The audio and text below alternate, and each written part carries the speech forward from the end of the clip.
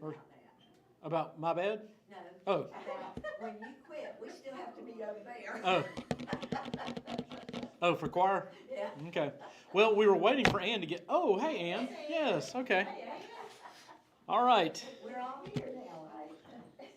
Then where you gonna sit? I'm gonna sit right here. All right. Well, welcome to those of you who are watching online. Thank you all for tuning in with us. We have a lively crowd here. They're happy to be back. So, and I have to apologize for those of you who are watching online. You have no idea what I'm talking about, but I need to apologize for y'all because I don't have any fun little activities over here like Andrew does for his Awana crowd. I know, I'm feeling a little bit left out here. Well, I think we should have. that'll be your job for next week. You give us something fun to do. So. Okay. No, I don't do little hands-on kiddie activity. I do on this day. I give you the trivia. See, we're exercising our minds here. Yes. Okay. Today is August the 28th. So what all has happened on August the 28th? Do we know of any, let me first ask in here, does anybody know of any birthdays, whether personal or famous? Any birthdays that you'd like to give a shout out to on today? August the 28th? I know I didn't have any of my Facebook friends who had a birthday except for one, and that is my daughter's softball coach, her travel softball coach. And I doubt she's watching today, but yes, ma'am. My grandson, Caleb, Caleb? Okay. he is now, I mean, he can go anywhere he wants to by himself. Oh, goodness. So he's As an adult. gotten all up there to 18. Caleb's 18. My goodness. Okay. Yeah. Well, I have a few birthdays for you that I hope you'll find interesting. Really, honestly, just kind of looking through here, there's nothing going to be that's going to blow your socks off, but still, there's a few that are worth noting. First of all, on this date in 1774, Elizabeth Ann, oh gosh, I can't even read my own writing. Seton, I think is how you pronounce it. Elizabeth Ann Seton. Probably don't know who that is, and we're not Catholic, but I did think it was kind of interesting that she was the first American Catholic to be canonized as a saint. And she was born in this date in 1774. She died in 1821, but she wasn't canonized until 1975. The first American to be canonized? What now? What did she do to get canonized? Well, you have to do a certain number of good deeds, and you have to perform at least 2 miracles, what they would call miracles. So, in fact, they just canonized the. Let's see. Was he in Europe or from Europe? And maybe he lived in Europe, but he had performed what they called 2 miracles down in South America, and he's dead now. But he was only, I think he was 19 when he died, or 17, something like that. And this just happened just a few months ago, back in May, I think. So they canonized him pretty quick. But anyway, she was born in New York City, 1774. On this date in 1917, I don't know that anybody in here would care about this so much, but some people might. He was a Jack Kirby. Does that ring a bell? He is a cartoonist, and he was the one who created X-Men and Spider-Man and the Hulk and Captain America. So he had a pretty big resume. But he was born on this date in 1917. He also was born in New York City. Died in 1994. 1919. Ann might care about this. Godfrey Hounsfield. My mother ain't that. Yeah. No, I didn't say that they were born at the same time. Say that again, please, sir. Godfrey Hounsfield was born on this date in 1919. He was the inventor of the CT scan.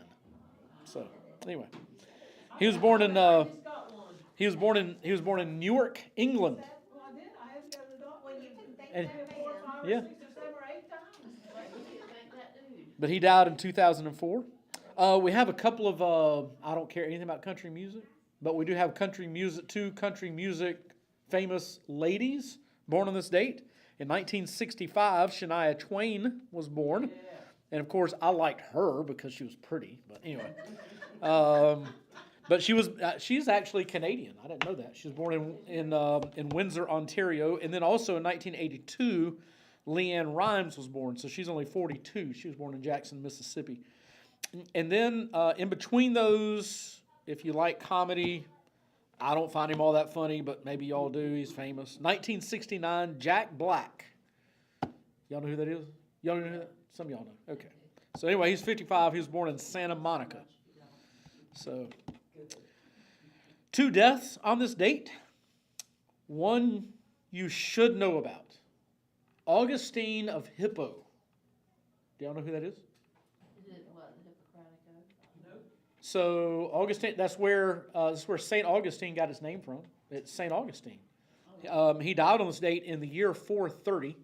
He is the single greatest thinker in all of Christianity, and possibly in all the world.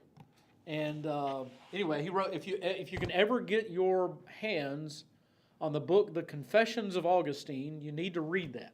Now, obviously, it's way old. Lots of old language in there. Finally, we got a guy in here. I'm so excited. But anyway, what now? I needed help. That's what I need. So anyway, Augustine is somebody. He during his time he had great influence over the books that were included in the Bible, over the Catholic Church as a whole, over the formulation of theology and the doctrine of the church. You simply cannot overemphasize how important he was to Christianity. You just can't. And so if you need to read Confessions, the Confessions of Augustine. Now, it's not a short book, and it's not anything you need to read as you're falling asleep. Not because it's going to put you to sleep, but because it just requires more thinking than that, because he was a deep thinker. But anyway, he died on this date. He was 75 years old.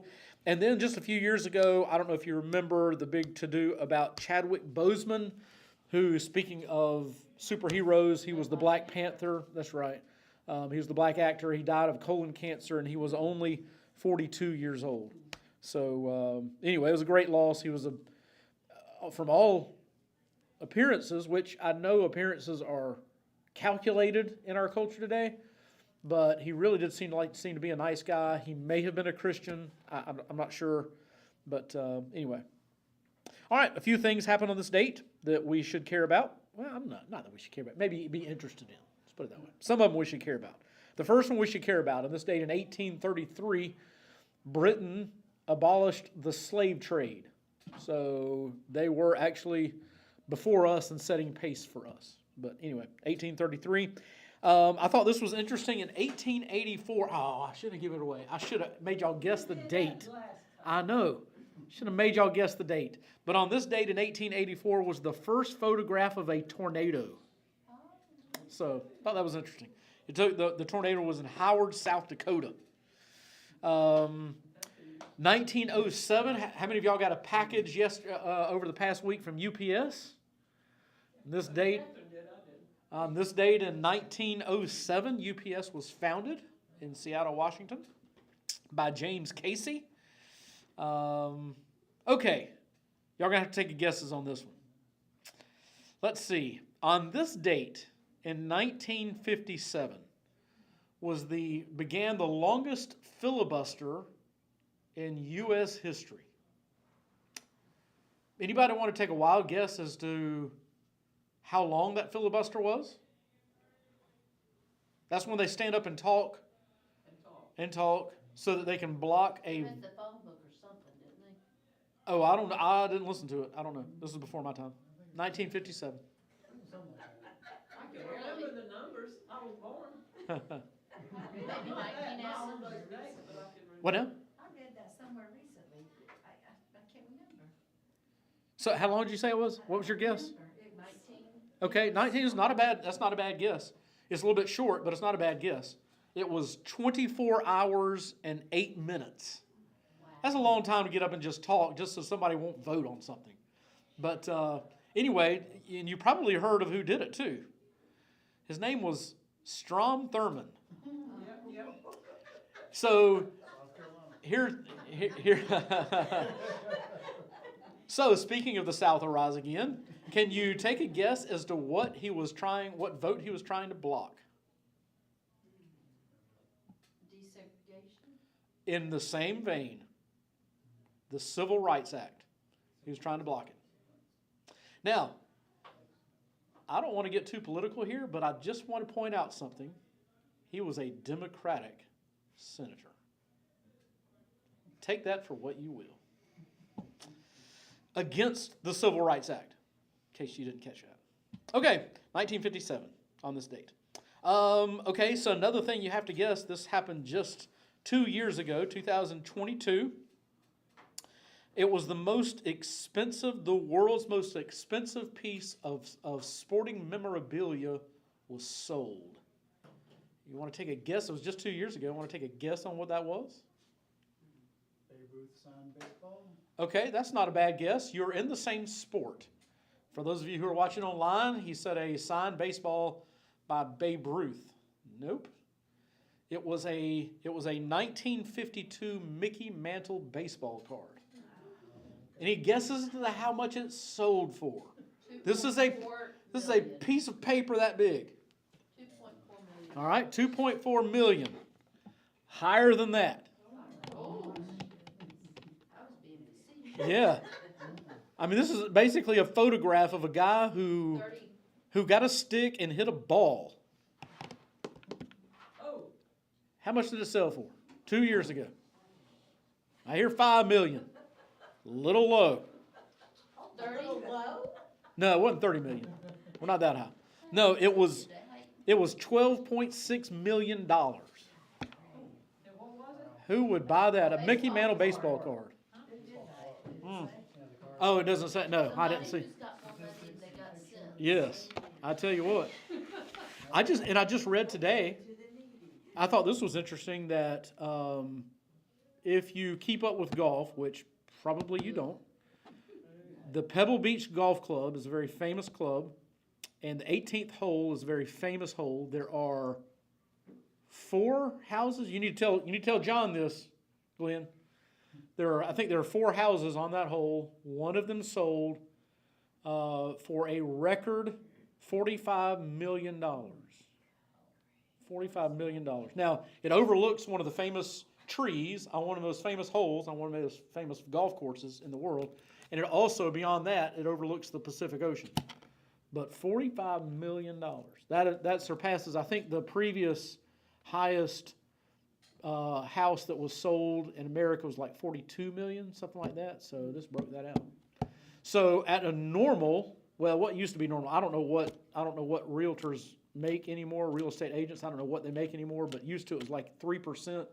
6% was the going rate, and they got half of that.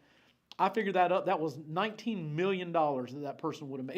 If that number holds true, $19 million that person would have made on one sale. Anyway, okay. I just want to be Scotty Scheffler's caddy. Yeah, wow, why is that? He made more than half the PGA Tour. Oh my goodness, as a caddy. Wow.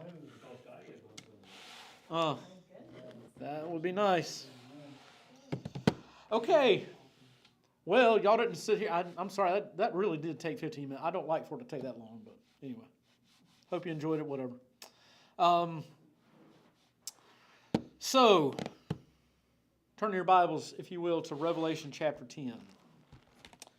So last week, good to have a lot of you back in the room. Last week, we did an overview of Revelation chapters 1 through 9. Just to kind of catch everybody up, because we've taken the summer off and we hadn't been in the study for a while. And so I wanted people to be able to catch up. And so if you're in here, or if you're watching online, and you're jumping in what feels like the middle of the study, but you don't want to go back and watch what is almost, we are approaching, I don't remember exactly when we started, but we are approaching a year's worth of studies. If you don't want to watch all that, that's okay. I think it'd be good for you. Honestly, not because I'm that interesting, but I just think that this study is that interesting. But you can just tune into last week, and that'll catch you up. So we did a study. We kind of did an overview last week, and that brings us chapters 1 through 9. Now, one thing I didn't mention was that I think will help us specifically with chapter 10. We have been studying through this. We've been going verse by verse, which is the best way to study. Not the only way, but it's the best way. As we have gone through that, we have covered it basically chronologically. Like in its overview, it's chronological, because what we remembered last week is that Revelation chapter 1 verse, is it 19? I can't remember if it was 19 or 17. Revelation chapter 1 verse 19 being the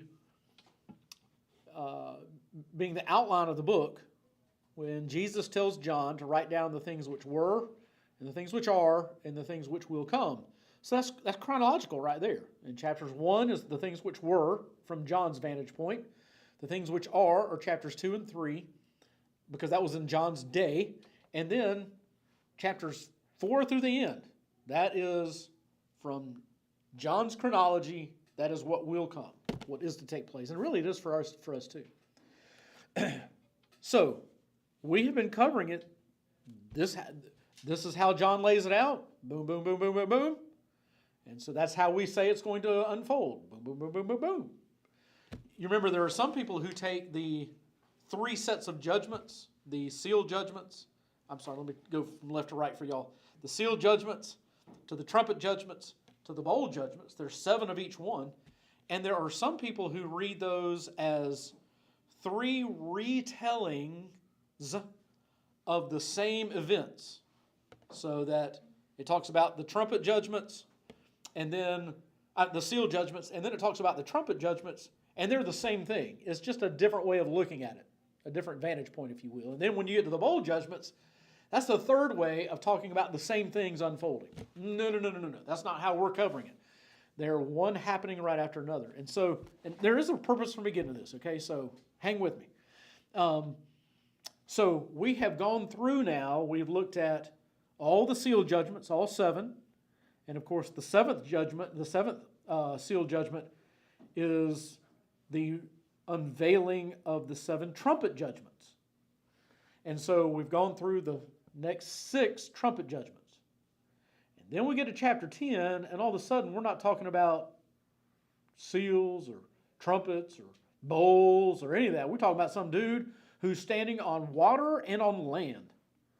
Like, how does that fit in? And you look at it and you got to stop and you're like, this is a head scratcher. What's going on? So let me remind you of what happened back in chapter 7. And you can just glance at it if you want to. I've got notes all over mine, so I kind of know what I'm looking at when I say that. Chapter 7, if you remember, we had gone through the first 6 sealed judgments, and they were terrible. And then John takes a break, and he begins to talk about the 144,000. By the way, that's a good study. Go find it. I should have looked up the date. I don't know what date it is. It's all archived on Facebook and website, blah, blah, blah. So go read about that. But we talk about the 144,000. And that is not part of these unveiling of the judgments. And what we found out was it is what we call, in fact, I think my Bible actually says that. Yeah, at the beginning of chapter 7, my study Bible, everybody's Bible is different. This wasn't in the original manuscript, but mine simply titles it an interlude. It is a break in the action. And so after the 6th seal, you have a break in the action. When we get to chapter 16, we're going to have gone through the first 6 bowl judgments, and there's going to be a single verse that is going to be an interlude, a break in the action. Chapter 10 is that after the 6th trumpet judgment. And this is going to be the longest interlude because it's going to go through, I think, chapter 14. It's going to go longer than that. No. Goodness, my eyes are failing me. I think it's going to go through chapter 14. So we're going to have an extended interlude that's taking a break from the storytelling of the unfolding judgments. Now, before you get too bogged and say that's just too complicated for me or whatever, it's not. And here's how I know that. Because I and my wife, we are Netflix watchers. We do our business during the day, we work, we do some stuff late with our work, and sometimes we do stuff late with our daughter playing sports. I mean, just last night we didn't get home until, I don't know when it was. We had to go searching for her, but that's a whole other long subject. We got home at, I don't know, 9:30, something like that. It was late. And, you know, tonight we're going to be in late and all that kind of stuff. We do all that kind of stuff. And then about 9:30, 10 o'clock, we settle in and we find something to watch on Netflix. Sometimes we find some good stuff. Sometimes we find some terrible stuff. But what we really like is we like to watch those series, those limited series that have anywhere from 6, 10, maybe more episodes to it. And each of those episodes is like 45 minutes long. Because then, if you fall asleep during it, you don't miss too much, right? So, what I have found, what I've noticed, is that all of these things, if they're serious ones, if they're serious, you know, dramas or whatever, they will start to tell you a story. And you'll be introduced to these characters, and then suddenly you're thrown into this chaos of some trouble that has occurred. Somebody's gotten killed, or somebody is being chased by, you know, a psycho or whatever. But there's some kind of a problem that has presented itself, and the rest of the series is spent talking about how that issue is going to resolve itself. Whether the bad guy gets caught or, you know, whatever it might be. It talks about how that story unfolds. And in the middle of all of those episodes, there is always, nowadays, I mean, they act like it's new, but it's not new because it happens here in Revelation, in the book of Revelation. But they're going to take a step back, and they're going to go back in time to talk about how did this character become who they are? How did this character get so messed up? How did this character fall in love with this person and get put in this particular position? How did this person become so mean? Or how did this person get that scar that's on their face? Or whatever it is. They're going to go back in time. In the middle of this unfolding story, they're going to go back in time to cover some issue that maybe you had a question about, but you didn't even know how to ask. And they're going to give you the origin story on that. The Walking Dead was the first one that really made great use of that in our day today, because they would spend whole episodes. They would introduce you to somebody, you would get to know them for 3 or 4 episodes, and then they would devote a single episode to talk about where they came from and how they moved through all the mess that was going on that they're covering in their story. Does that make sense, what we're talking about? That's what Revelation chapter 10 is. We have this unfold, and chapter 7, and that single verse in chapter 16. You have this unfolding of a story, and then it says, okay, let's take a break from that story, but let's cover something else that is related to that, that's also going on in the background, or something that has happened in the past, or something along those lines, to give us a fuller understanding of why this is happening in our story through the book of Revelation. That's what chapter 10 is. Chapter 10 through, I'm sorry, I just failed to see where that's going to end. Wherever the bowl judgments begin. I should have looked that up better. Maybe it's the middle of chapter 13. Whatever. Anyway, a few chapters. Okay? So that's where chapter 10 is. So let's not get all, jacked up in our minds about we've been covering all these judgments, and now all of a sudden we're talking about this angel who's talking, and thunder that's talking, and standing on earth, and we got dressed in rainbows and all that. Does that mean they're gay? All that kind of stuff. No, it doesn't. So that's a modern day thing. That's a modern hijacking is what that is. Okay, Revelation chapter 10, verse 1. We've been in here for 25 minutes and we hadn't even covered a single verse yet. What is wrong with me? Okay? All right. Chapter 1. I saw another strong angel coming down out of heaven, clothed with a cloud, and the rainbow was upon his head, and his face was like the sun. And what are they doing in there? This isn't really Awana. This is like Awana adults, and they're acting like kids in there. Whatever. They're having fun. It's fine. Okay. Not only that, but look at verse 2. He had in his hand a little book which was open.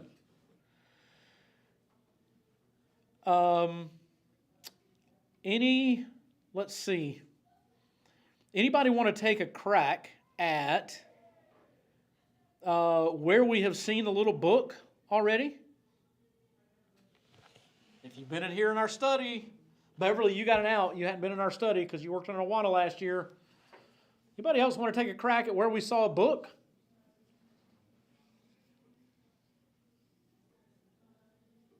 How big was it? Is that a no?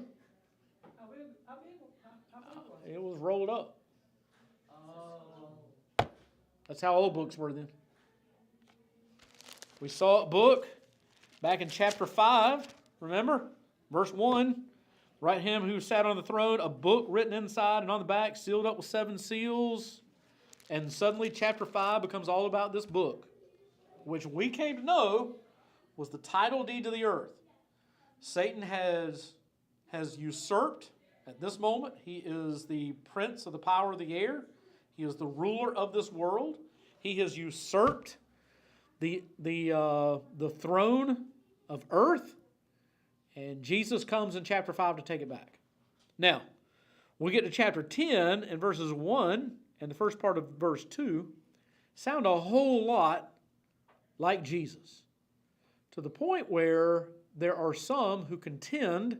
So if you've ever studied, and I bring this up because I recognize that there are some people who have studied the book of Revelation a great bit.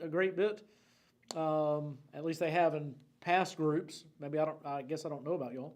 But in case there is somebody who has, you may have heard some people say, see, this is Jesus. Because the language and the description that we have in verse 1 is similar to the description that we have of Jesus in chapter 1.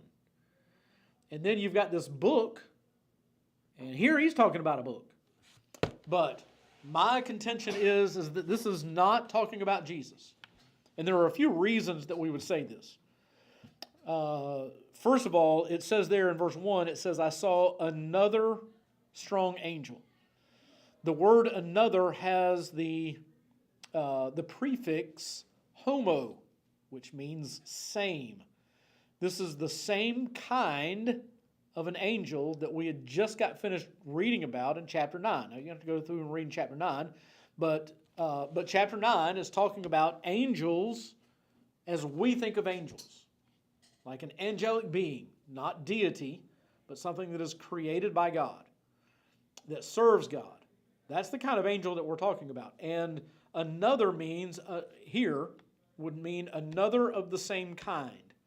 If it was a different kind of an angel, we could make that correlation to it being Jesus. But that does lead me to the second point, and that is that in the New Testament, I know that in the Old Testament, that sometimes the pre-incarnate Christ, and if this gets too deep, I apologize, because again, I don't know your familiarity with such studies.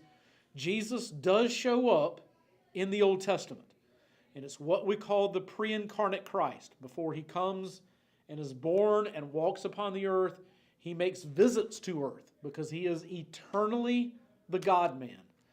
And so in the Old Testament, there are a couple of references to him as the angel of God. But in the New Testament, nowhere is he ever referred to as an angel. And so we just don't, the best understanding is to see this as an angel similar to what we have seen angelic beings in the first parts of the book. So he comes down. It says that he's clothed with a cloud in the book of Revelation, and in end times literature, clouds represent judgment. Not always the case throughout, but when it's talking about end times, it's talking about judgment. But the rainbow is a different story. Why bring up the rainbow? What do you believe the rainbow might signify? A fulfillment of a promise. Okay? It is a fulfillment of a promise, and kudos, because that should be the first words out of your mouth. How else could we describe that promise? They'll never be destroyed by rain. Never be destroyed by rain. Even in the midst of God's worst judgment up to that point, God was going to display mercy upon the earth. And that is the meaning here, is that he is going to be clothed with the clouds, the coming judgment of God, and all the terrible things that are there. And again, remember, this is happening simultaneously with the judgments and all that kind of stuff. So it's talking about the things that we have already discussed in here. But in the midst of that, he is still going to be supplying mercy. Now, the reason that this matters is because this text is not written just for you and for me. It's not just for us to be able to say, wow, I understand the book of Revelation now. Or, man, I'm getting some questions answered. Or, man, my eyes have been opened. Or whatever. Or, man, I'm glad I don't have to go through that. Yeah, we're not going to be here for this. But these words will be here for the believers who become believers during the tribulation. And they will need a reminder, because they're going to have to live through all this mess, okay? They're going to have to live through all this mess, and they are going to need something to put their hands on that says everything's going to be okay. You know what I mean? They need encouragement in the midst of all this mess. Just like we need encouragement, and we're not even in the tribulation yet. And so he's writing this for the believers who will be living through the tribulation. Not those who were left behind at the rapture. Well, not believers who were left behind at the rapture. That won't happen. But people who became believers after the tribulation has begun. And they got to say, when, how can I survive this? And God is sending this message that says, he's coming with a rainbow. There is mercy available for you, even in the worst judgment that the earth has ever known. His face was like the sun. There's great radiance. His feet were like pillars of fire. Again, just strength, judgment, radiance, all of that. And he has this little book which was open. He placed his right foot on the sea and his left foot on the land. This tells us two things. Two things we need to get from this. Number one is his immense size. He's just going to be a large being. Now, is he going to be a physical being that you can absolutely see or whatever in that day? My guess is probably not. But again, he's speaking symbolically, figuratively, if you will, in order to teach a lesson. And that lesson is that despite what Satan thinks, despite how Satan acts, despite his greatest efforts to rule the land, his only rule is available to him because God has allowed it. And in this day, his judgment is going to encompass all the earth, and Satan can't do anything to stop it because God, with the little book, remember it's the title deed to the earth, and he has come to take it back for himself. Part of his taking it back is going to be to bring judgment upon land, sea, everything that is the earth. And, and Satan can't do a thing to stop it. So, that is the vision that he is having right now. That is what he is seeing. And we'll just go real quick for just a couple of minutes. Y'all won't be late. And he cried out with a loud voice, as when a lion roars. Now, not only is that authoritative, but did you ever go watch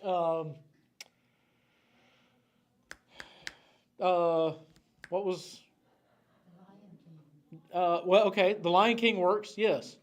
Did you ever go see one of the what was the C.S. Lewis? Yeah. Wardrobe, Aslan. Yeah. Did you ever go see that in the movie theater? And when that lion roars, it like, kind of gets your attention. Not only is there authority, but my friend, you can make of this what you will, but God is instilling fear. Like, definite fear. And we've already seen that. I mean, again, because this isn't chronological anymore, this is going back to encompass the same time frame. If you remember, back in chapter 6, at the end of chapter 6, it says in verse 15, it says, the kings of the earth and the great men, those are like the manly men and the commanders and the rich and the strong and every slave and free man. Like, these are the manliest men of the earth. Verse 16, they said to the mountains and to the rocks, fall on us and hide us from the presence of him who sits on the throne and from the wrath of the Lamb, for the great day of their wrath has come, and who is able to stand? They're like, they are, the bravest men on planet are petrified at what God is doing.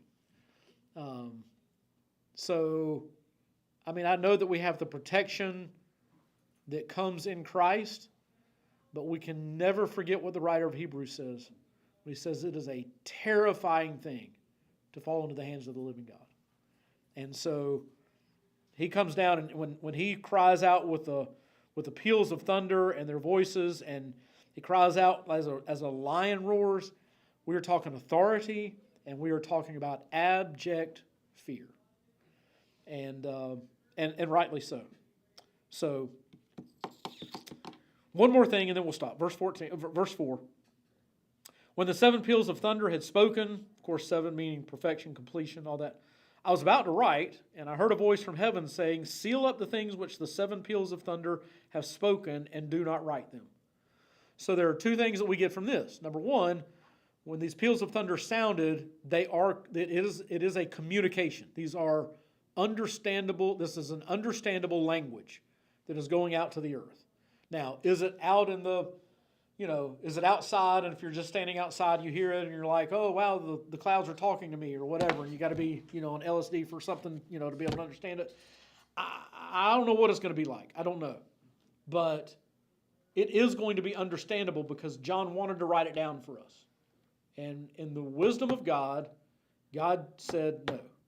There is a mystery that is yet to be revealed, so that we can read through the whole book of Revelation and understand everything that is here for us, and there will always be something that we haven't gotten yet. We are always, always, always on a journey to learn and understand more, which just drives me crazy when somebody says, oh, I don't need to go to Sunday school. I mean, I've already heard it all. First of all, bull. No, you hadn't. Second of all, even if you had forgotten half of it. So come on and learn again. It's for all of us. And so times like this, like when we're in here and we're studying this, I just think that it's a valuable time for us to be here. And so I appreciate y'all being in here, appreciate you watching, and I hope that in spite of me, that you can get something that you didn't know before or something that you had forgotten, so that we are always increasing in our knowledge and understanding of the Word. But we'll never always get there. So, which is good news, because it means I'm not alone. That means you can ask me a question, I'd be like, no, I don't know, and not feel bad about it. So, the problem is I say that way too much. Like, I should know. But I've already told you, you want to instill fear in me? Just come up to me or do it in front of a class and say, I have a Bible question for you. Oh, no. Because I know I'm supposed to know it, but I probably won't. But anyway. Okay. Any questions? Any questions about what we've looked at? Oh, my goodness. There's always one in every room. Okay. It wasn't me this time. Oh, Marion's watching. Yay. Good.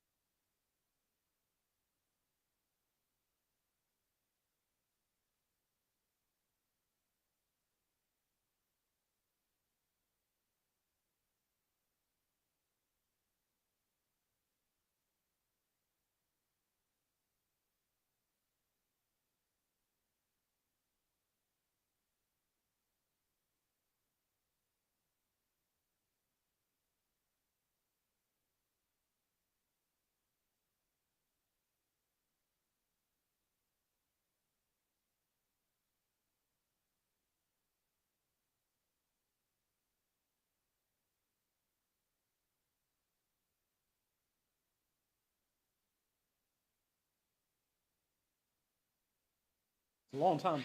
All right, sorry about that. We're back. Okay, so great nephew and nephew. Okay, nephew recovering from surgery. For those of you who missed it, and then Sandy was mentioning their great nephew, who's been struggling with several different health issues, back on feeding tube and everything. So how old is he? 2 months. 2 months. Wow. Goodness. Okay. So, new life. Struggling there. Okay. What other requests you have in the room? I appreciate y'all sticking around. I don't think we lost anybody during that. So, thank y'all for being patient. Any others in the room?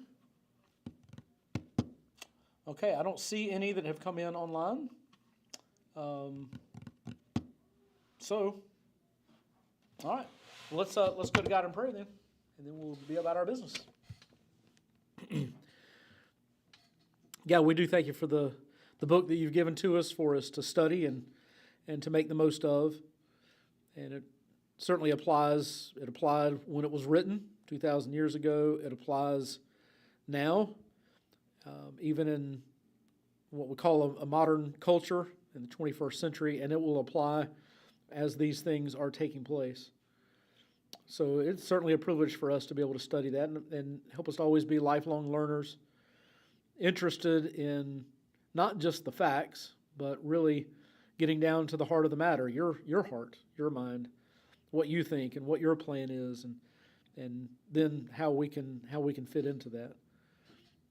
So it's certainly a privilege for us to be able to get together as we do every week. And I thank you for these who have made it a point of interest for themselves and are seeking to walk closer with you because as a result of doing this kind of thing. And I pray that you'd honor that. You said if we would seek you, that we would find you if we seek you with all of our hearts. And that's what we want to do as we're doing this. And now you've heard the requests that we have, those that we're concerned about for Ann's nephew and for Mark and Sandy's great nephew, and the issues that they're facing, the physical problems that they have. You are your God over those things, and you can make a difference. But Lord, we trust your judgment. We trust your actions, and you do what you do, and give us the strength that we need as those things unfold. And may that be true with everything that we face. We don't know what the rest of this week even holds for us, but prepare us for those things until we can get back together again on Sunday. So just use us to be lights in this world, and we thank you for the time now where we can gather and encourage one another. In Jesus' name, amen. All right, let me encourage you, whether you're in the room or whether you're watching online, we got our wild card challenge. Grab some cards on your way out. I've had some interesting conversations lately, and I hope you have too, but pass those out, invite folks to church. All right, we'll see you all Sunday. Have a great week, rest of the week.